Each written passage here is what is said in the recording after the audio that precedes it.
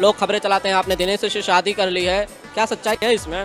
सबसे पहली बात तो दिनेश जी बेचारे शादीशुदा है। आप लोग को शर्म आनी चाहिए कि ऐसे किसी इतने रिस्पेक्टेड मैरिड मैन के बारे में आप ये बातें कर रहे हैं।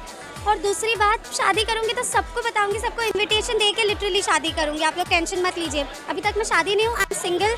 आज से कुछ साल पहले जब अमरपाली दुबे से ये क्वेश्चन किया गया था क्या आपका शादी हो चुका है, तो अमरपाली दुबे ने भोजपुरी मीडिया को बोला था कि इनको शर्म भी नहीं आती कि इस टाइप की खबर चला रहे हैं, जबकि दिनेश लाल यादव निरहुआ शादीशुदा है और उनसे शादी करने का मैं तो सोच ही नहीं सकती। लेकिन दूसरी तरफ दिनेश लाल यादव निरहुआ जो कि खुलासा किए हैं कि मेरा शादी अमरपाली दुबे के साथ हो गया है, वो भी जगत गुरु रामभद्राचार्य के पास। जी हाँ, आप लोग वीडियो क्लिप देख पा रहे होंगे कि जब जगत गुरु ने उनसे पूछा कि क्या ये आपकी बहन है, तो निरहुआ ने जवाब दिया अब कहाँ ये बहन डाली गुरुजी, तो क्या आपकी शादी हो गई है, अर्धांगिनी ये बन गई है? तो दिनेश लाल यादव निरहुआ ने कहा कि हाँ, अमरपाली दुबे मेरी अर्धांगिनी बन गई है। और यहां तक कि निरहुआ ने अमरपाली दुबे से भी कहा कि अब तो झूठ मत बोलो, गुरुजी से झूठ नहीं बोलना चाहिए। उसके बाद जगत गुरु रामभद्राचार्य जी ने कहा अब तो हमारे पत्तों ही लगी। जी हाँ, लेकिन जब अमरपाली दुबे से ये क्वेश्चन किया गया था आज से कुछ साल पहले, तो उन्होंने मीडिया को बोला था कि आप लोगों को शर्म भी नहीं आती कि इस टाइप का खबर चलाते हैं। दिनेश लाल यादव निरहुआ